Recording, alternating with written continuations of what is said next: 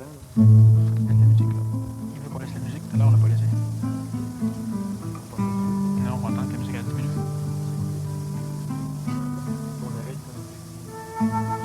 Quand elle remonte. À la fin, elle va remonter la musique. Ouais.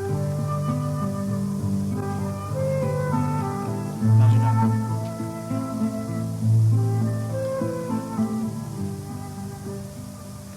C'est le temps, là.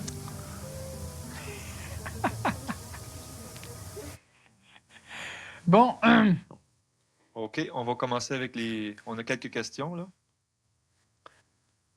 ça m'a pas. C'est la première fois qu'il m'interviewait, c'est pas compliqué, hein?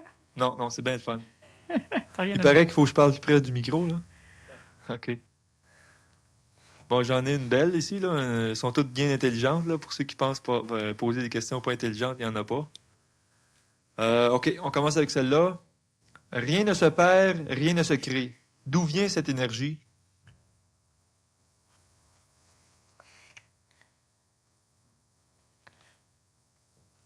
Bon. Ben, effectivement, rien ne se perd, rien ne se crée, tout se transforme. Pour finir le petit concept scientifique, qui est une réalité.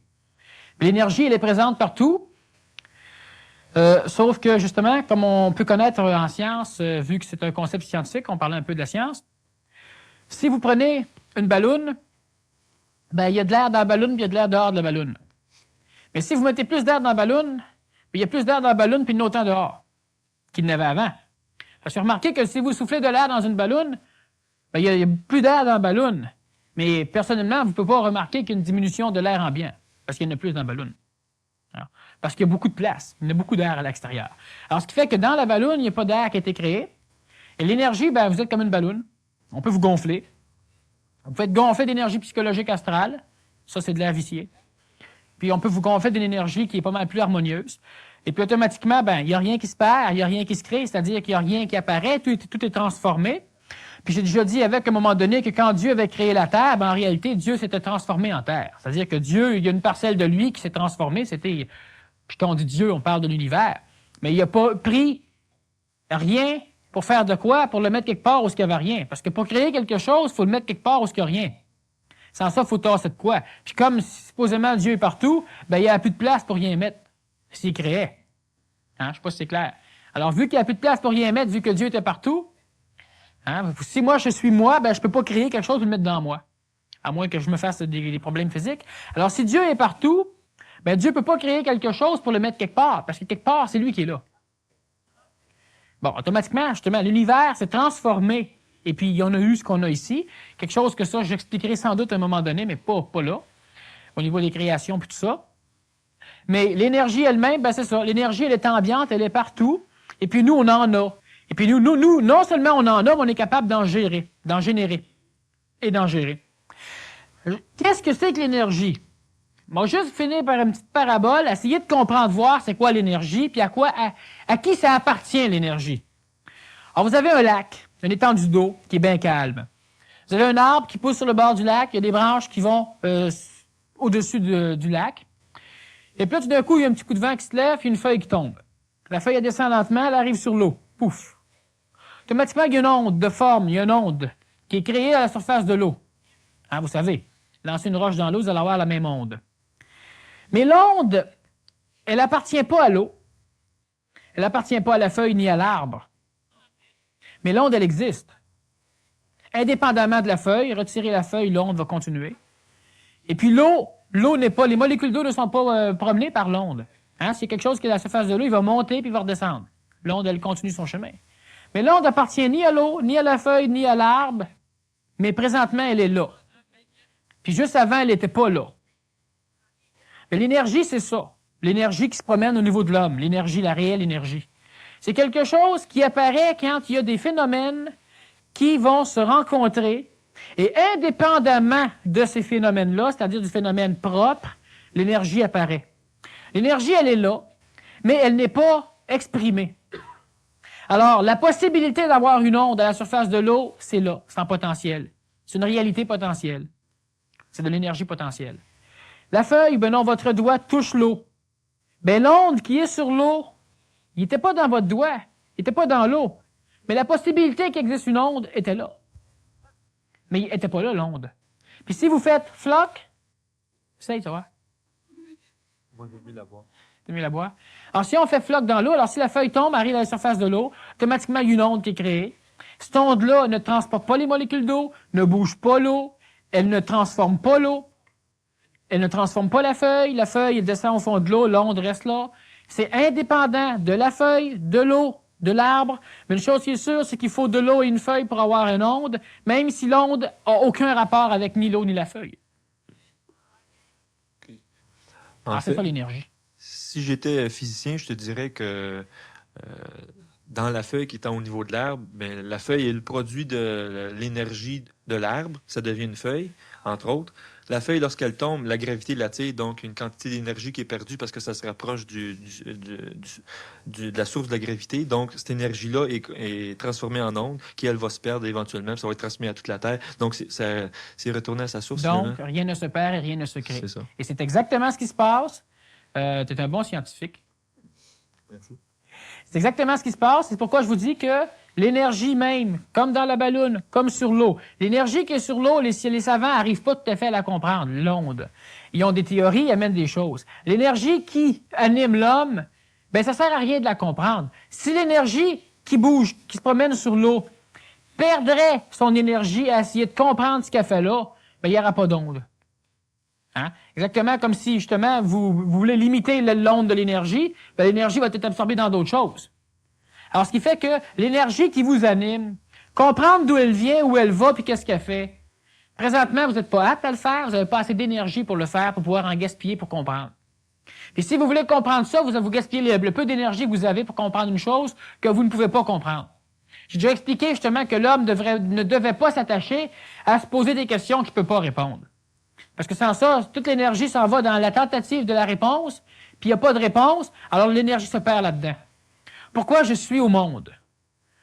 Ben pour l'instant, vis donc, apprends donc ce que tu as à apprendre, parce que sans ça, tout ce qui va se passer, tu ne pourras pas l'apprendre, tu vas être trop occupé de demander qu'est-ce que tu fais là. Alors pourquoi la mort? Vis donc. Parce que ton pourquoi, là, ben, tu ne vois pas ce qui se passe autour de toi, tu ne vois plus rien, tu te demandes pourquoi la mort. Bon, ça, tu vas comprendre ça quand tu vas mourir. Fait que pour l'instant, vis. Hein? Et pourquoi la vie? Ben, c'est pas en te posant la question, tu comprends pourquoi la vie, c'est en vivant. Bon, ben, c'est ça, vis là. Pourquoi on se pose cette question-là? Ça, j'expliquais ça l'autre fois avec, c'est trop long. Je ne sais pas qu'on revienne là-dessus, mais c'est trop long. Mais l'idée même du pourquoi, je n'ai parlé justement, se libérer de la liberté. Puis c'est immense, c'est vaste, mais c'est trop long. Alors, ce qui arrive, c'est ça, c'est que l'énergie, elle est partout. L'homme peut en accumuler. Et en accumulant ces formes d'énergie-là, exactement comme si vous prenez une chandelle, c'est une forme d'énergie, disons la flamme.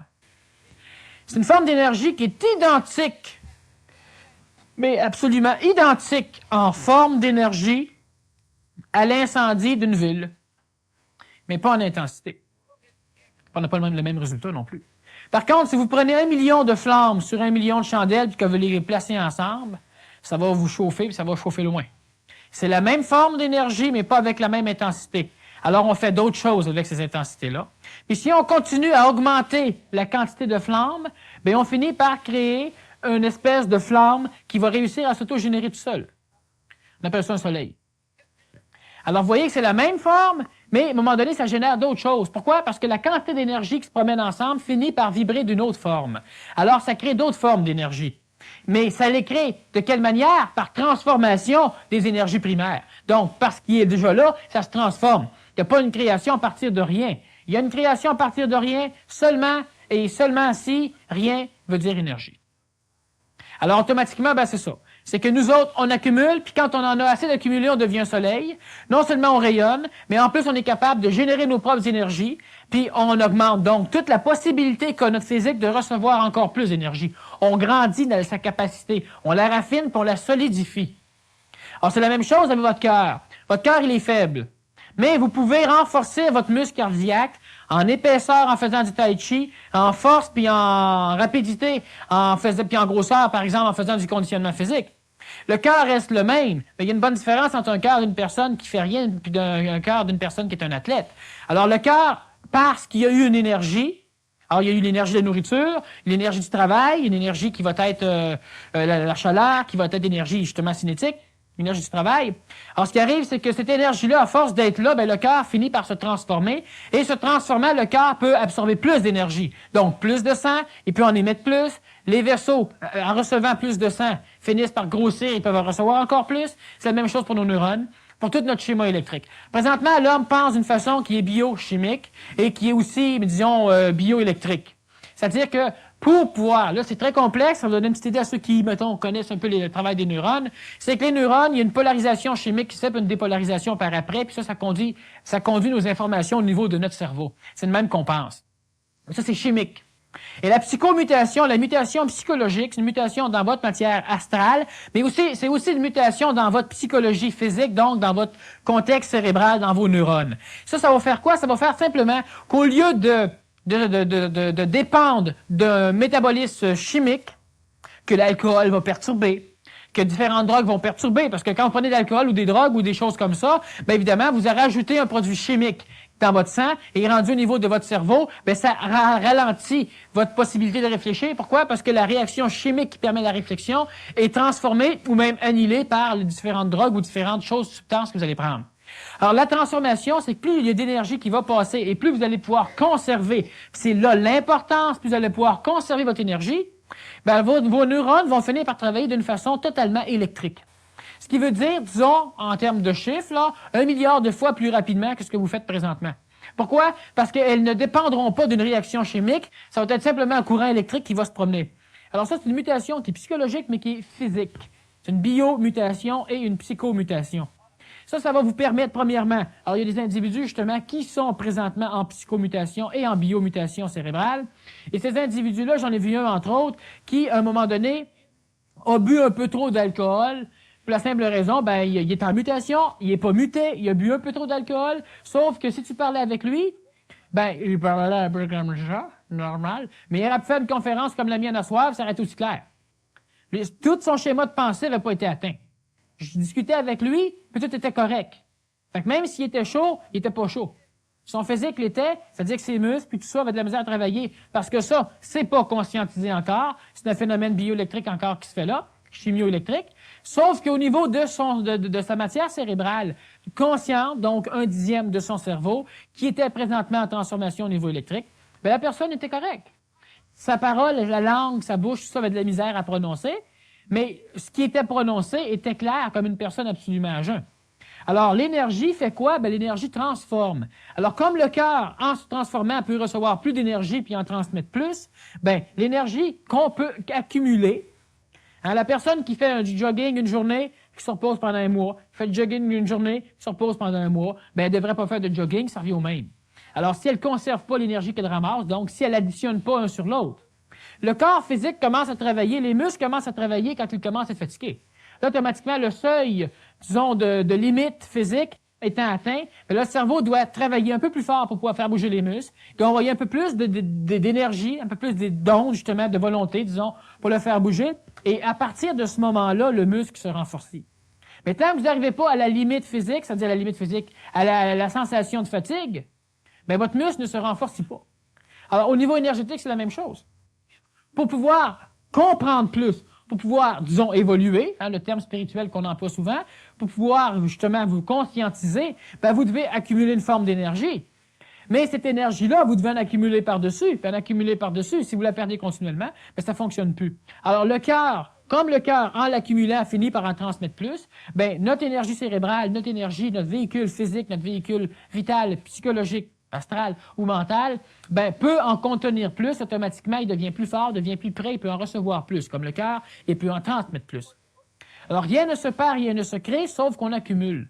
Le sang qu'il y a de plus dans le cœur n'a pas été nécessairement créé, mais il y en a plus dans le cœur. Et puis, le corps fonctionne drôlement plus parce qu'il y en a plus. Alors, l'énergie, elle est partout. Et nous, on en accumule. Mais on en a besoin de pas mal plus que ce qu'on accumule normalement pour pouvoir réussir à monter notre schéma vibratoire. Pour revenir au sujet de la conférence sur la valeur, ici, je ne lirai pas mot à mot, là, je vais plutôt dégager l'essentiel de la question. Là, on suggère qu'il y a une certaine importance à pouvoir parler de nos valeurs, c'est-à-dire les mettre en mots, pour pouvoir les concevoir plus facilement puis mettre le couteau dedans.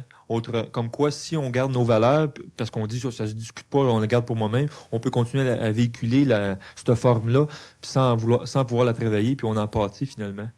Mais il y a une grosse différence entre une discussion et puis une ostination. Alors, de la discussion jaillit la lumière, et c'est vrai. Présentement, bon, si on discute tous les deux, bien évidemment, si on a une discussion qui est honnête, disons sincère dans le sens qu'on ne veut pas trouver quoi que ce soit, qu'on veut mettre des choses sur la table, je mets des choses sur la table, après ça, ben on regarde tous les deux, puis on regarde nos valeurs, ou on regarde nos concepts, ou on regarde nos idées, ou on regarde nos plans, dépendant de ce qu'on parle.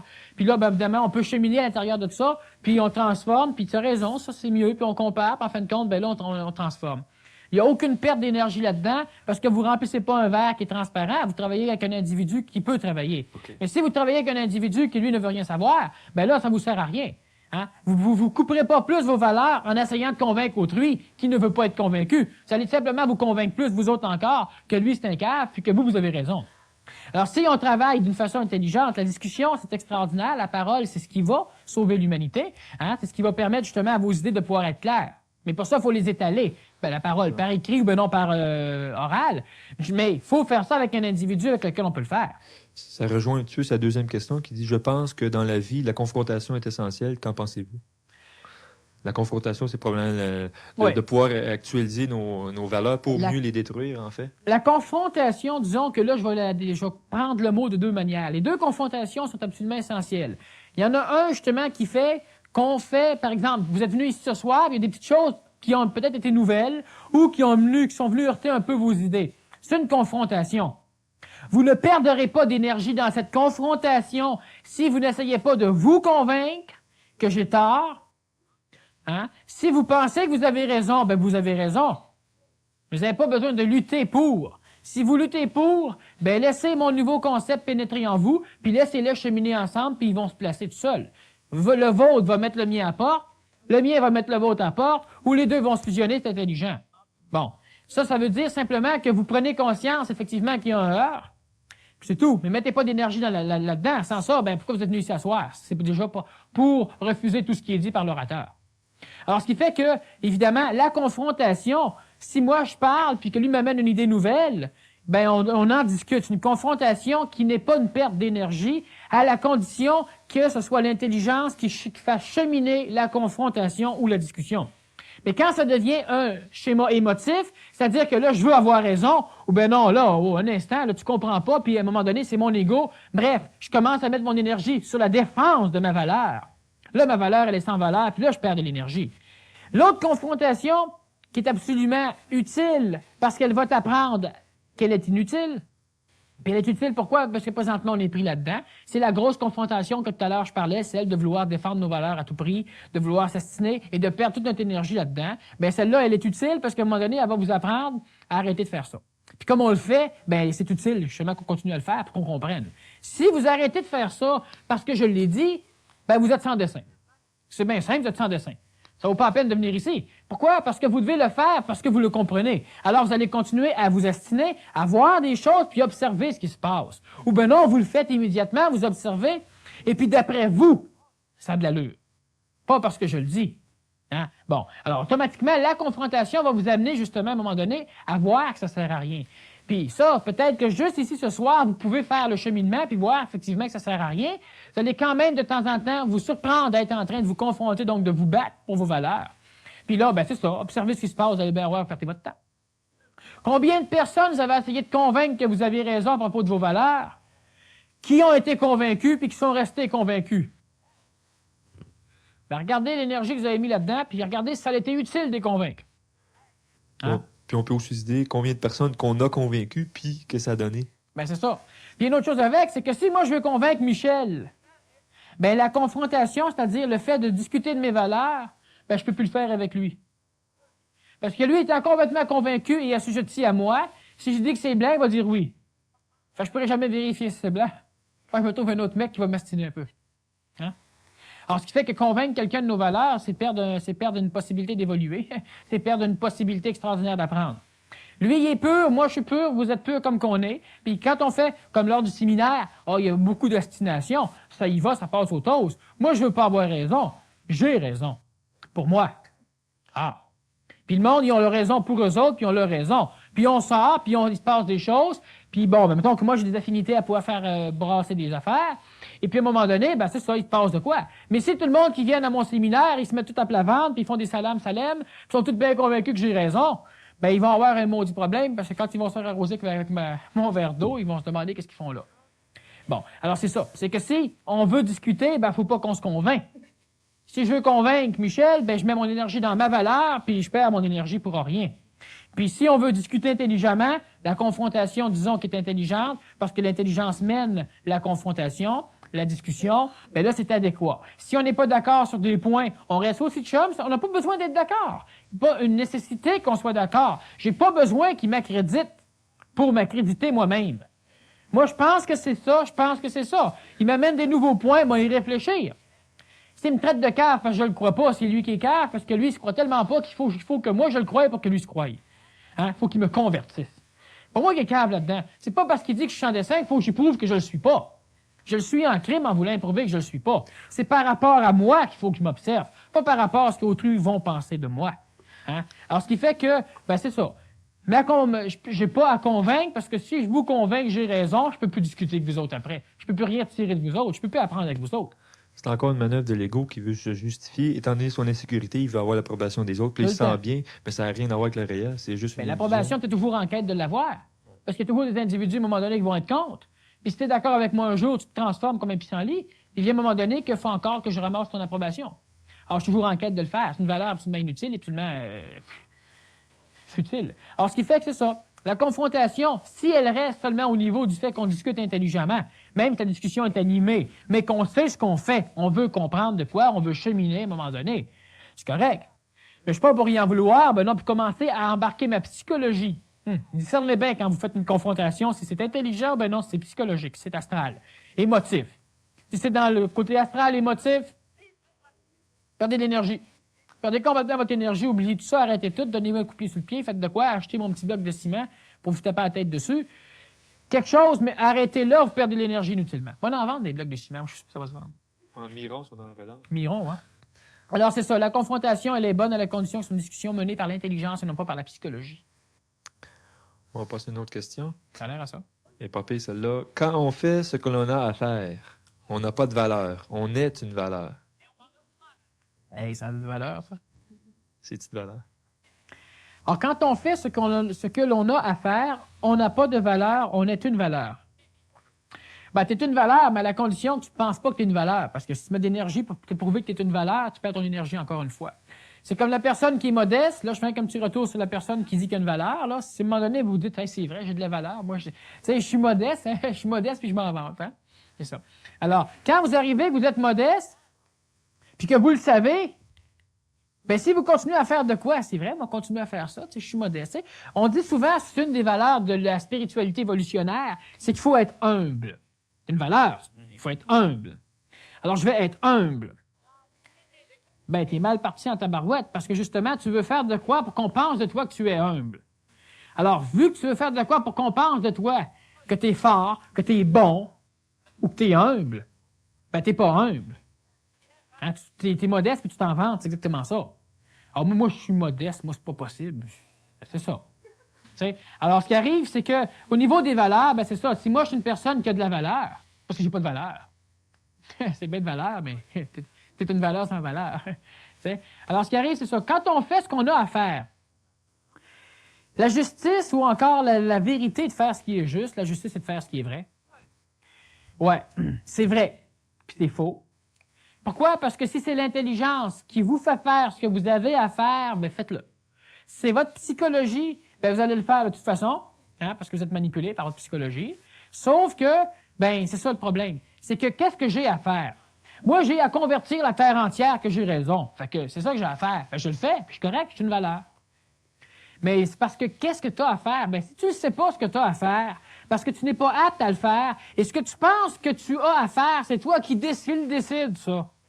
Bien, t'es bien mal pris. Parce que moi, je décide de ce que j'ai à faire, donc ça devient ce que j'ai à faire, donc ça devient un concept de ce que j'ai à faire, donc ça devient une valeur, parce que si on me dit que c'est pas ça que j'ai à faire, m'astiner que c'est ça que j'ai à faire, puis je perds encore mon énergie. Quand c'est psychologique, quand c'est au niveau de votre émotivité, si c'est une mission que vous avez à faire, bien, faites-la si vous voulez, mais c'est complètement astral, parce qu'il n'y a pas de mission que vous avez à savoir à un moment donné, que vous avez à faire. Une mission, vous la faites, ou vous pensez la faire. Puis quand vous pensez la faire, c'est astral, ça vient de vos schémas psychologiques, c'est quelque chose que vous-même vous donnez à faire. Puis quand c'est quelque chose que vous faites, par hasard, bien, ça c'est l'intelligence qui vous donne les éléments dans la vie pour vous faire passer là, c'est ce que vous appelez votre mission. Mais sinon, si c'est vous qui devez travailler pour mettre les éléments de la vie, pour pouvoir faire votre mission, bien, vous travaillez à l'encontre de la vie. Puis en travaillant à l'encontre de la vie, vous ne faites pas les volontés du Père, vous faites les vôtres. Puis tant que vous allez faire les vôtres, bien, vous allez peut-être faire ce que vous pensez que vous avez à faire. Puis c'est ça. Alors, je ne sais pas si vous êtes une valeur dans ce temps-là. Mais si vous vous laissez aller, hein, si vous vous enfargez sur une roche, bien, vous vous enfargez sur une roche. Mais si vous décidez que vous devez vous enfarger, vous placez une roche et vous enfargez dessus. Bien, c'est ça quand on veut se faire une mission. Quand j'en parle de même, bien, vous allez dire, le gars qui fait ça, il est stupide. Mais quand on décide nous-mêmes de ce qu'on a à faire, c'est ce qu'on est, on est stupide. On est stupide, ben, hein, comme le gars qui se met une roche et qui décide de s'enfarger dessus parce que le gars, il avait de quoi apprendre en s'enfargeant sur une roche. Il n'apprendra rien comme ça, le gars. Alors, quand on fait ce qu'on a à faire, c'est vrai. C'est vrai. On n'a pas de valeur. On ne veut pas rien défendre. Mais si tu m'attaques et que moi, je décide qu'il faut que je défende ma valeur, c'est votre émotivité qui décide ce que vous avez à faire, donc c'est vous. Puis comme c'est vous, bien, vous allez encore à l'encontre de la vie. Alors ça, cette phrase-là, c'est une phrase qui est vraie puis qui est fausse, puis qui est tellement dangereusement vraiment fausse, que c'est préférable de l'oublier. Quand on fait ce que l'on a à faire, juste ça. Mais êtes-vous capable de discerner ce que vous avez à faire de ce que vous voulez faire? Si vous n'êtes pas capable de le discerner, bien, oubliez cette phrase-là, vous n'êtes pas prête. Parce que si vous n'êtes pas prête à le discerner, puis que vous prenez cette phrase-là, votre psychologie astrale va s'en emparer, puis elle va vous manipuler sans problème, parce que vous n'êtes pas capable de discerner que c'est ça. Alors, vous allez penser que c'est l'intelligence ou que c'est Dieu, que vous allez faire un paquet de cossins absolument idiots, vous allez perdre vos énergies au détriment de l'astral, ou vous allez faire comme certains, justement, qui ont assassiné leurs femmes, leurs enfants, parce que c'est Dieu qui commandait en eux. Ils ont fait ce qu'ils avaient à faire. Ils ont été manipulés par le mauvais bâton. Hein? Alors, si vous ne pouvez pas discerner, bien, oubliez ça. Il y a bien des belles phrases philosophiques et spirituelles qui sont vraies, mais qui sont dangereuses, parce qu'ils ne peuvent pas être vraies pour la masse, pour la majorité des individus. Puis si vous avez besoin d'un leitmotiv sous forme d'une phrase pour pouvoir vous diriger, c'est que vous n'êtes pas ça. Vous n'êtes pas prête. Alors, le leitmotiv devient un danger. Celui qui parle ne sait pas, celui qui sait ne parle pas. Ouais, ça veut dire que toi, si tu sais rien, parle pas, ils vont te penser que tu sais tout. Et le gars qui parle, lui, ben lui, sait rien, parce que la belle phrase, ça vient dire de quoi? T'sais? Non, le gars qui réellement sait, ben il sait quand il doit parler puis quand il doit pas parler. Il n'y a pas besoin d'avoir une phrase pour lui dire quoi faire. S'il y a besoin d'une phrase pour lui dire quoi faire, parce que le gars, il est dans sa psychologie astrale, le gars, il est pas dans l'intelligence. Le gars a besoin de mémoire, de temps en temps, qui viennent diriger sa vie. Donc, ils viennent manipuler sa vie. Et si ces mémoires-là, ces belles phrases-là, ben, vous manipulent du mauvais côté, ben, vous allez du mauvais côté, sans le savoir. Alors, celui qui va vers Dieu, ben, Dieu l'accueille. Celui qui va vers la justice l'accueille. Celui qui va vers la paix l'accueille. Celui qui va vers la perte l'accueille. Alors, pensez-y avant de prendre des leitmotifs comme ça. Ça vous empêche de réfléchir. Hein? Ça vous fait pas réfléchir. Vous avez votre belle phrase, vous la répétez, puis c'est fait. Vous n'avez pas besoin de réfléchir. Comme à l'époque, quand on disait, tu peux pas comprendre, les voies de Dieu sont impénétrables. Ah, ben c'est vrai, les voies de Dieu sont impénétrables. Ça veut dire, réfléchis pas. Si tu réfléchis, tu peux comprendre. Quand en comprenant pas, ben t'es inférieur à moi. Ben t'es inférieur à moi, ben je suis supérieur à toi. Fait je reste celui qui dirige. Les belles phrases comme ça, c'est bon, de temps en temps, dans certaines situations, parce qu'on appelle ça une parabole ou un koan. Là, c'est bon, parce que quand c'est donné, ou quand c'est lu, juste au bon moment dans votre vie, ça brise une forme. Répétez-la plus après, parce que c'est ça qui va remplacer la forme qu'elle a brisée. Alors, une parabole ou un koan, ça brise une forme. Puis quand la forme est brisée, attachez-vous pas au koan ou à la parabole. Trouvez-la pas belle. Parce que la forme que ça l'a brisée, maintenant, votre énergie, vous la mettez là-dedans, ça remplace la forme. Perdez votre temps, encore une fois. La parabole sert à être dépassée, non pas à être poigné dedans. Oui. Tout ce qui libère doit être libéré de la chose même qui libère. Sans ça, ça n'a pas libéré, ça l'a transformé, ça t'a juste tassé ailleurs. Alors, c'est bien important. C'est vrai que quand on fait ce qu'on a à faire, on n'a pas de valeur, à la condition que ce qu'on fait, c'est ce que l'intelligence nous dit de faire. Puis qu'est-ce qui est intelligent de faire? C'est quand tu as soif, puis qu'il y a de l'eau, ben bois. Ça, c'est intelligent. Puis quand tu as soif, qu'il n'y a pas d'eau, change d'idée, parce que là, c'est plus intelligent. L'être qui est, a-t-il des valeurs? L'être qui est, probablement l'être qui est conscient, conscientisé. Là. Ah, explique-moi pas ça. Je fais ça. L'être qui est, a-t-il des valeurs? Ben, l'être qui est. Être, c'est quoi? Je dis souvent que quand on pose une question, c'est bon, parce que ça nous permet de la relire, puis la réponse est dans la question. Tout ceux-là, c'est comme ça, mais là, ici, là, je m'arrête encore là-dessus. C'est pourquoi qu'il faut vous poser des questions. Mais la personne qui a posé la question, là, je la répète, puis je lui pose la question. On va la répondre après, là, mais qu'elle essaie de voir ce que ça donne. L'être qui est, a-t-il des valeurs? Bon. Une valeur, être pur, c'est une valeur. Être bon, c'est une valeur. Être fou, c'est une valeur. Dépendant de ce dans quoi on met notre importance. Mais vous savez que si on met notre importance dans quelque chose, c'est qu'on ne la met pas dans tout.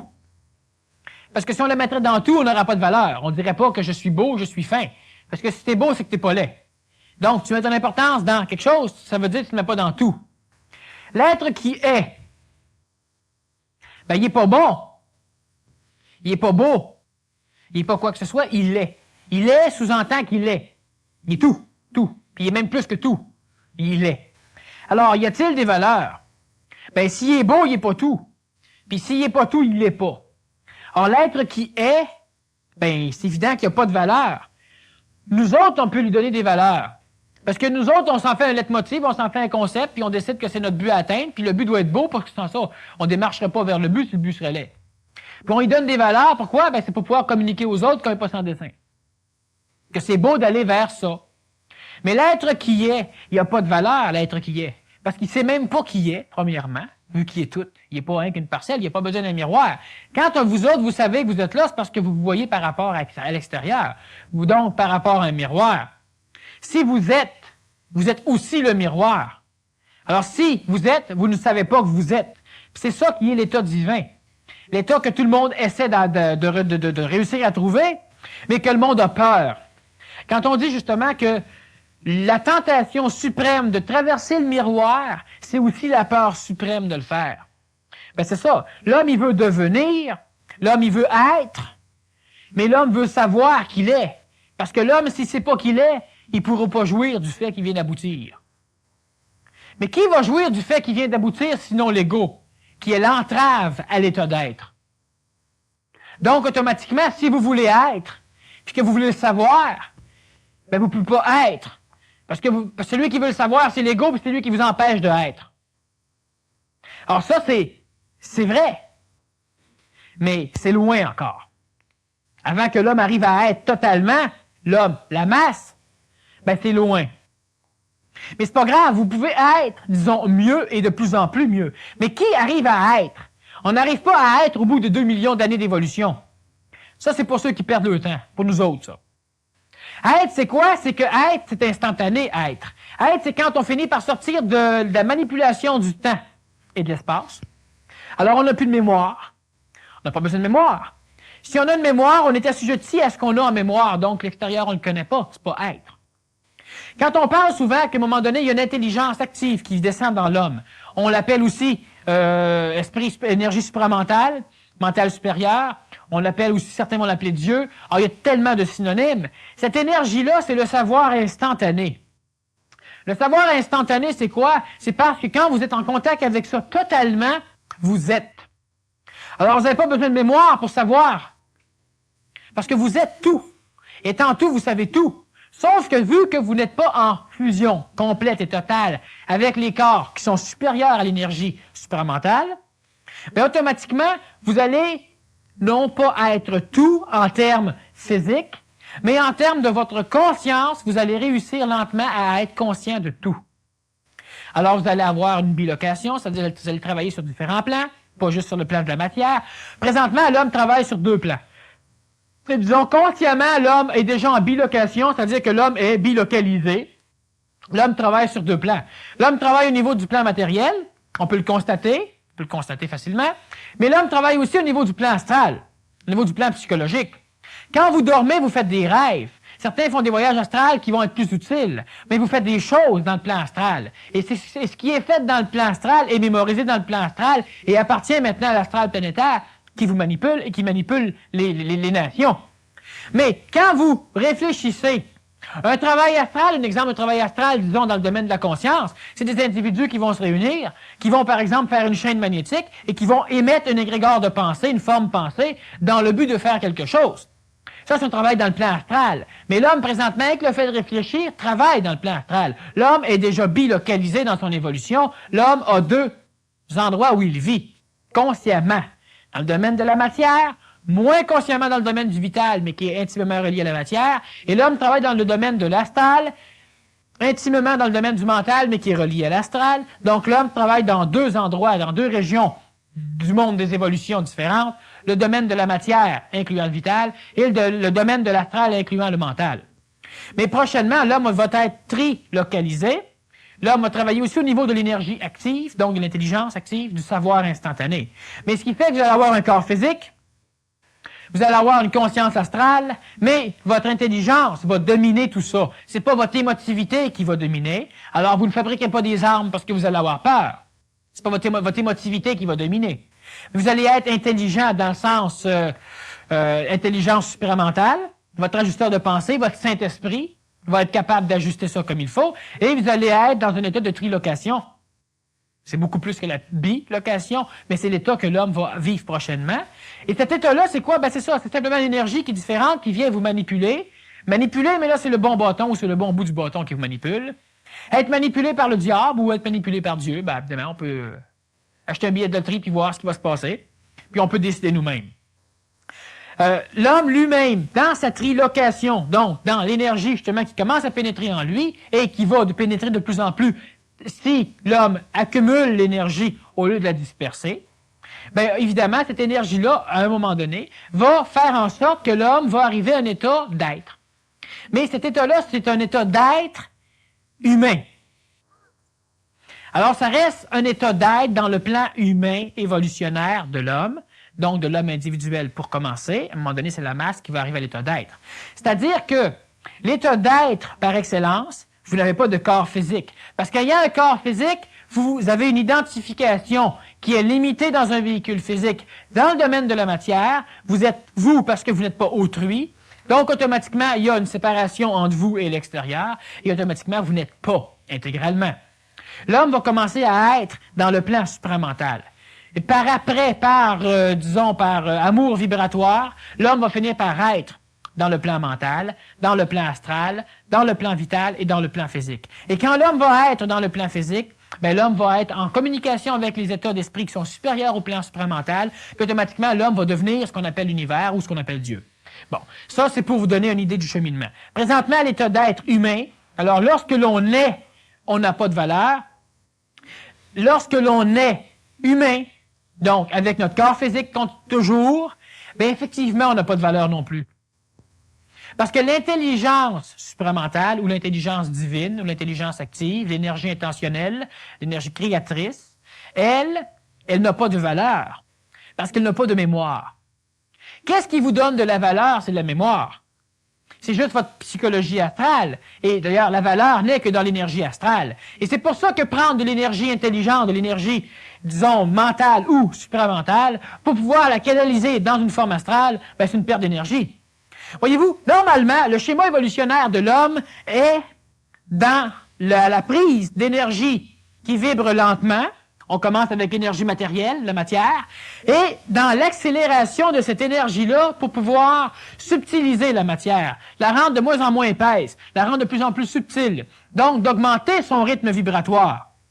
Et plus on augmente le rythme vibratoire, justement, d'une énergie... J'ai trop de choses qui rentrent. D'une énergie qui est basse, plus on augmente ce rythme-là, bien automatiquement, on va purifier, on va diviniser, on va spiritualiser la matière, ou l'énergie vibratoire basse, ou l'homme. Mais prendre de l'énergie supramentale ou prendre de l'énergie active, et puis s'en servir pour pouvoir faire vivre une émotion astrale, c'est quoi? Ben, c'est prendre une énergie qui est déjà hautement vibratoire et diminuer son rythme vibratoire pour pouvoir l'adapter à une émotion ou à une valeur astrale. Ça, c'est exactement le plan d'involution. Et c'est ce que l'homme s'est évertué à faire il y a quelques milliards d'années.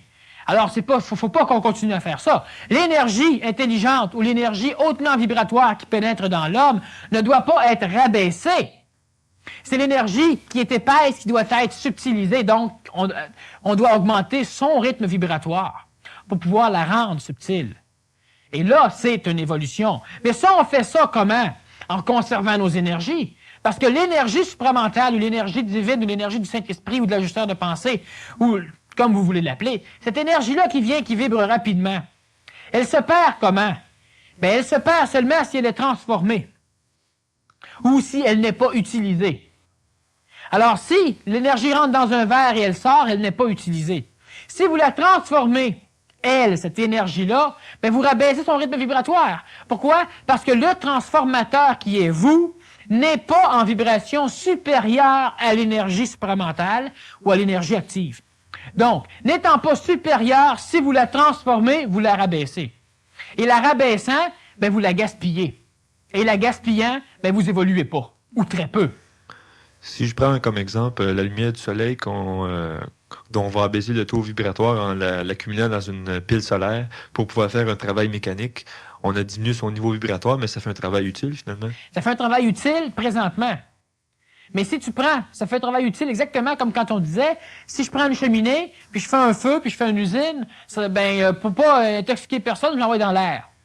C'est utile l'air. Oui. Tant que tu as assez d'air. Canalise toute l'énergie du soleil pour en faire de l'électricité, puis c'est plus utile. Une pollution de l'énergie solaire. Alors, c'est la même chose. Présentement, c'est utile parce que ça paraît tellement pas. Comme la première cheminée, la première industrie qu'on a bâtie, parce que ça polluait pas. C'était propre, ça polluait, mais personne ne le savait, parce qu'il y avait de la place pour en mettre. Mais quand on n'a plus de place pour en mettre, ou quand il n'y a plus d'air pur, tu peux pas polluer de l'air qui est pollué. Alors, l'énergie du soleil, c'est la même chose. Mais il faut remarquer aussi que cette énergie solaire-là, qui vient être transformée en électricité, si tu veux, par exemple, travailler au niveau de ta peau, ben, tu dois la retransformer en énergie ultraviolette, cette électricité-là.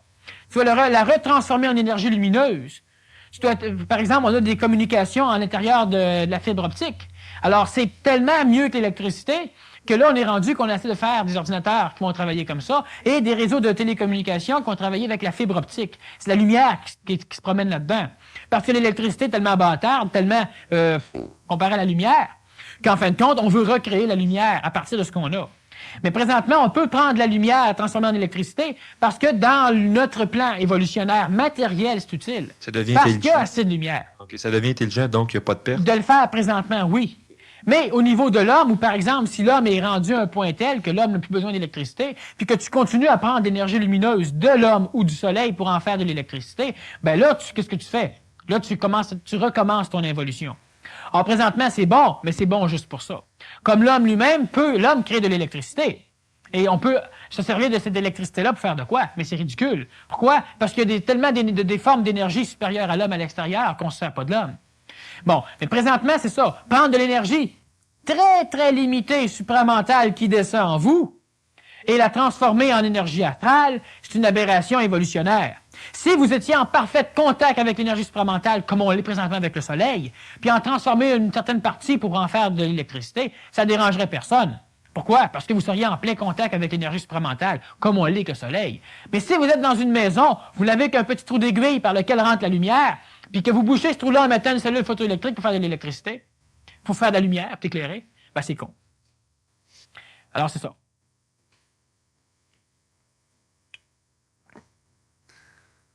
Pour enchaîner avec celle-là ici. Juste un petit résumé, un petit... Okay. Je pense donc je suis. Je suis veut dire l'état d'être. Alors, je pense donc je suis. Ça, c'est faux. Je pense donc je ne suis pas. Et quand je ne pense pas, je suis. Bon. Puis quand on a dit à l'époque, je pense donc je suis, c'est l'ego qui parlait. Et effectivement, l'ego, quand il pense, il est. J'ai déjà expliqué que le penseur avait comme travail de penser et que le penseur n'existe pas s'il ne pense pas et que la pensée n'existe pas s'il n'y a pas un penseur pour la générer. Donc, que le penser, c'est le penseur. Je pense, donc je suis, et c'est simplement la synthétisation de ce que je dis, de ce que j'avais dit à la dernière conférence. Mais ça, c'est l'ego qui s'exprime. Je pense, donc la pensée, elle pense. Ben, c'est ça. Je pense, donc je suis. Mais en réalité, si on revient à l'état d'être, je pense, donc je ne suis pas. Parce que tant que je pense, c'est pas l'état d'être. C'est une forme d'énergie qu'on exprime. Alors quand vous ne penserez pas, vous allez être, mais vous ne le saurez pas. Prépare-toi. Quelle est la valeur de l'amour? Ce qu'on veut y donner. Tu vois? Alors, tout bien préparé, c'est une réponse. Je peux expliquer un peu, mais c'est ça que la réponse. Si vous devez défendre l'amour, voyez-vous, vous pouvez passer votre vie à aimer, puis à quêter l'amour, puis à en donner. Puis être malheureux parce qu'on n'en donne pas assez, ou être malheureux parce que le monde ne veut pas recevoir, ou être bien des choses. Mais en attendant, vous ne comprenez pas c'est quoi l'amour véritable.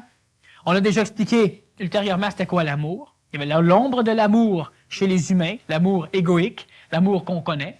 Et puis il y avait le véritable amour. Mais la valeur de l'amour, si cet amour-là a tellement de valeur que vous êtes prêt à souffrir pour, à passer votre vie à en chercher puis à pas en trouver, puis à vouloir en donner puis à vouloir faire revenir dans le visage, puis à être heureux de temps en temps puis avoir peur de perdre ce bonheur-là, d'avoir peur de perdre la possibilité que vous avez d'exprimer votre amour, donc d'avoir peur d'être encore malheureux. Mais cela a assez de valeur pour que vous puissiez prendre toutes vos énergies pour la mettre là-dedans. Soyez bien sûr que c'est une valeur qui n'a aucune valeur. C'est une perte de temps complète. L'amour, elle rayonne. L'amour réel, c'est une énergie qui arrive, qui est là dans l'air. Puis cette énergie-là, elle rentre en vous. Puis l'amour a comme principe de ne pas aimer. L'amour n'aime pas. L'amour ne choisit pas où il va se placer, où il va atterrir. L'amour ne dit pas « j'aime un tel et je déteste un autre ». L'amour ne dit pas « j'aime telle plante et je déteste telle autre ». L'amour n'aime pas l'amour. Mais nous, quand on aime puis qu'on n'aime pas, c'est pas l'amour. C'est une expression simplement d'un désir et d'un besoin que l'on a. Et quand la chose vient combler ce besoin, on aime la chose. Et quand la chose ne comble pas le besoin, on n'aime pas la chose. C'est ça l'amour humain. Attacher de la valeur là-dedans, ben, c'est l'attacher là-dedans. L'amour n'aime pas. S'il y a une petite chose sur la terre que vous n'aimez pas, vous n'aimez pas. Puis si vous aimez tout, ben vous aimez tout. Si vous aimez tout. Ça, c'est l'amour. L'amour, il vient en vous puis il rayonne. Si vous voulez prendre ces rayonnements et les canaliser sur quelqu'un pour pas que l'autre puisse les avoir, ben l'amour se retire. Il ne faut pas manipuler l'amour. L'amour est véritable, peut vous manipuler. Il va rayonner en vous. On ne peut pas manipuler l'amour. On ne peut pas décider qui l'amour va aimer et qui l'amour n'aimera pas. L'amour n'aime pas. Alors en partant, l'amour, elle est disponible à tout le monde. Mais parce qu'elle n'aime pas, justement. Alors ce qui fait que l'amour, ben quelle est la valeur de l'amour? Ben il faut savoir de quel amour on parle. Puis si c'est l'amour véritable, il n'y a pas de valeur. Vous n'allez pas vouloir défendre l'amour. L'amour va quand même aller partout. Alors même si quelqu'un dit « Ah, l'amour va pas partout », ça ne sert à rien de vous argumenter avec. L'amour, il va pareil. Alors ça n'a aucune valeur, l'amour. Ça n'a pas de valeur. L'amour que l'homme a, l'amour égoïque que l'homme a une valeur pour l'homme qui l'a. Parce que l'homme a besoin de cet amour-là. Mais l'homme, il souffre aussi. J'ai besoin d'être aimé. Ben, tu as besoin d'être aimé, donc tu es l'esclave de cet amour-là, puis tu es limité par cet amour-là, parce que tu es dépendant de cet amour-là, tu as besoin. J'ai besoin d'aimer. C'est la même chose. Parce que tant que tu as l'être pour aimer et l'être pour te faire aimer, la vie est belle.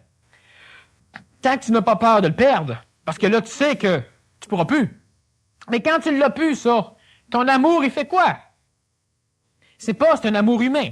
Présentement, on vit avec ça, c'est correct. Prenons juste conscience de ne pas mettre trop de valeur là-dedans. L'homme d'instinct, il va aimer comme ça. Alors pourquoi vouloir défendre l'amour? Promener avec notre pancarte « Peace and Love », puis mettre des tulipes et des roses dans les canons des soldats. Puis après, ça ne change rien en ce qui concerne le cheminement évolutionnaire de l'humanité, parce que l'énergie qui est dépensée là-dedans est une énergie qui est dépensée en propagande, donc en défense de valeur, donc inutilement. Ça ne change rien, ça. Alors, peace and love, paix et amour. L'amour va faire ce qu'il a à faire, que vous le vouliez ou non. Il n'y a pas de valeur à défendre là-dedans. Si vous voulez le rayonner, il ne pourra pas rayonner. L'amour, il rayonne. Il rayonne pas parce que vous voulez le faire. Il rayonne parce que c'est sa nature de rayonner. L'amour, il va partout pas parce que vous voulez, pas parce que vous faites une propagande politique. L'amour, il va partout parce que c'est sa nature d'aller partout. Hein? L'air est pollué. Promenez-vous avec une pancarte, puis dites simplement protestons, refusons de respirer. Bon. Ça sert à rien, votre nature est de respirer. Alors, c'est la même chose pour l'amour ou pour n'importe quoi. Faites une propagande, défendez la valeur de l'amour, c'est une valeur sans valeur. L'amour est ce qu'il est. La valeur qui est sans valeur, c'est l'attachement et l'empressement que vous avez à dépenser de l'énergie pour défendre la chose. Alors, au lieu de mettre l'énergie pour pouvoir vivre la chose, on met l'énergie pour défendre la chose. Pendant ce temps-là, elle, vous l'avez plus, là. Vous êtes trop occupé à la défendre. Alors, l'amour véritable, on la défend pas. On défend pas l'amour. On le vit, l'amour. On le défend pas. Puis si on défend l'amour, c'est une valeur sans valeur. Donc, les valeurs n'ont plus beaucoup de valeur. On pourrait penser que l'homme qui vit sans valeur, il manque de morale. Une question qu'il faut nous permettre d'explorer ça, là, c'est penses-tu que l'homme doit devenir amoral? Bon, c'est quoi être amoral?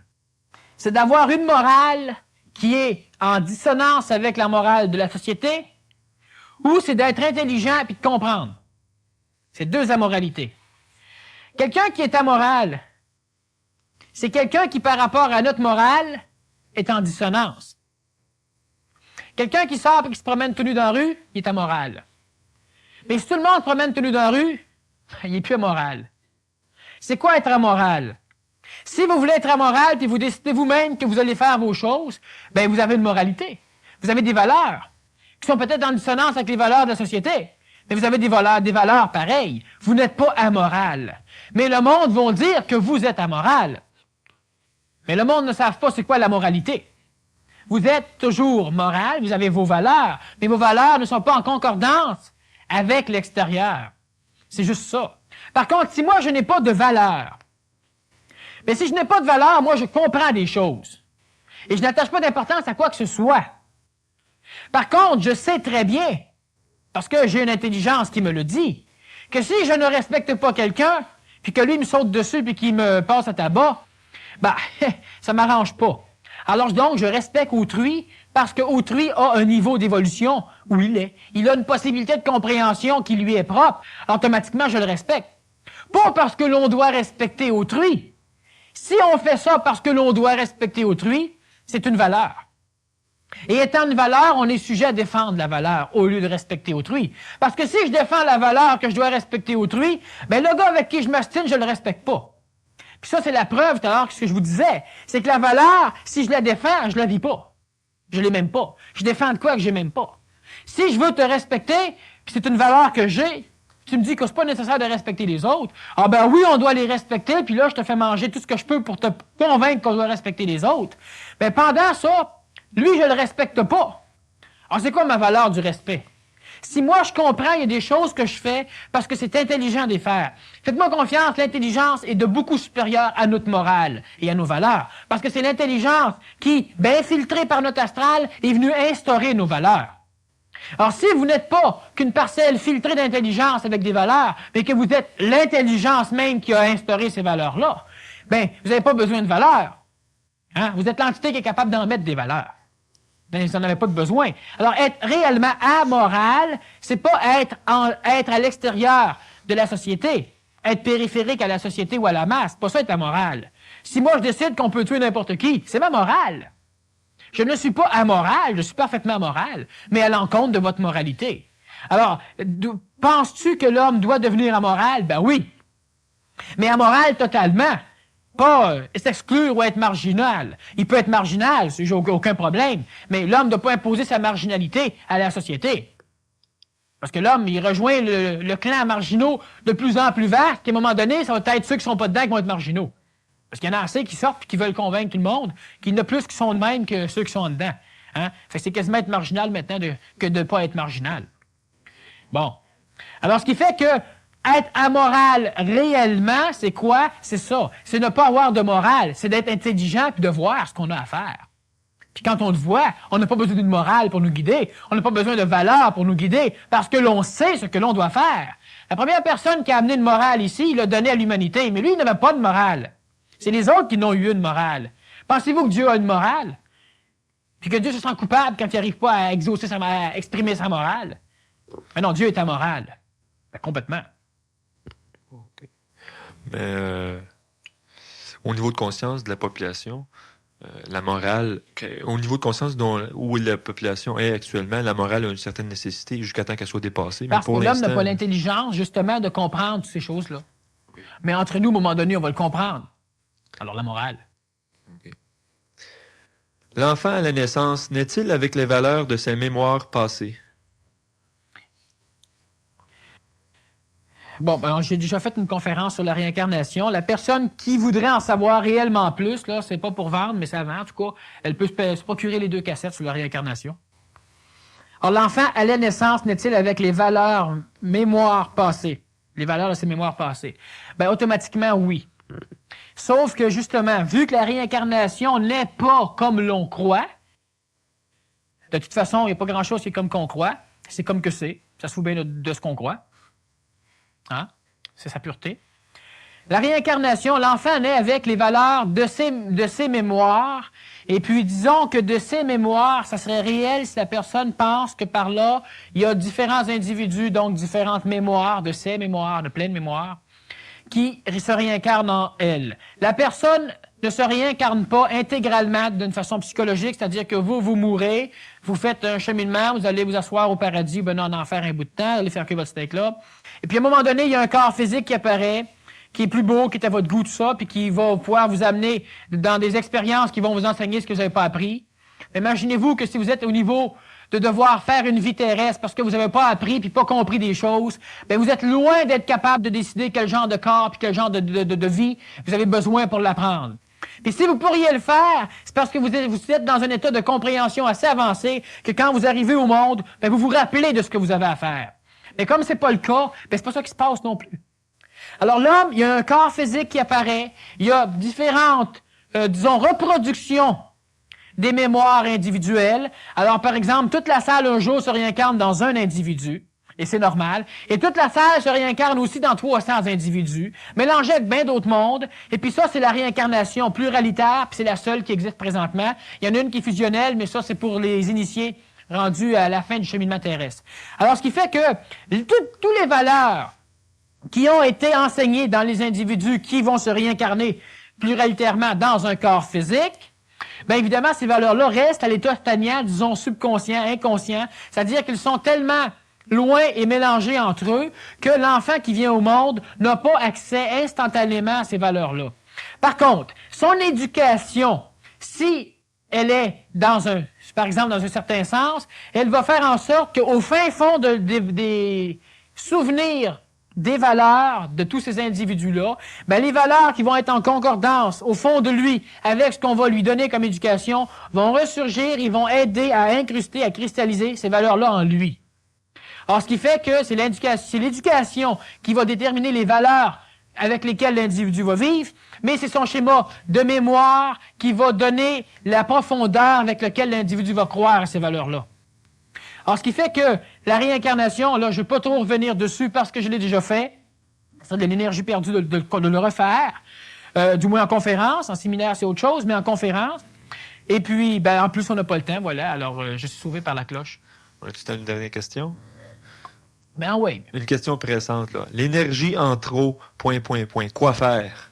L'énergie en trop, c'est une énergie qui n'est pas canalisée, qui pousse sur le bord d'un bras comme un cancer. Si ces cellules-là, au lieu de pousser sur le bord d'un bras, étaient remis à l'intérieur pour remplacer les cellules en train de mourir, on n'aura pas d'énergie en trop, ni de cellules en trop. Alors, ce qu'il faut faire, ben, il ne faut pas en avoir en trop. Puis en avoir en trop, c'est quoi? C'est de bloquer l'énergie pour pas qu'elle passe quelque part, parce qu'on veut la contrôler. Puis on veut la contrôler, ben, à un moment donné, elle s'accumule. Hier, à l'émission de radio, je parlais justement de la différence entre contrôler et canaliser.